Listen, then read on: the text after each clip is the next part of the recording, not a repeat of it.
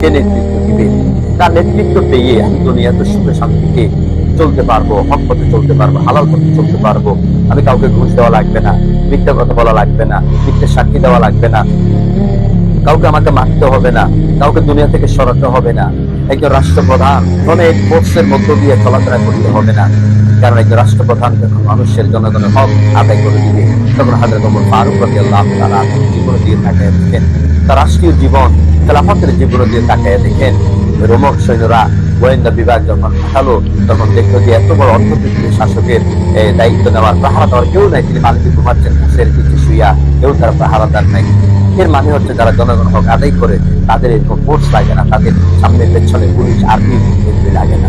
সম্মানিত ভাইয়েরা, সেজন্য আমরা এই রায়টা কিন্তু কোনো খেল তামসার বিষয় নয় যে আমি যাকে ইচ্ছা তাকে রায় দিয়ে দিলাম।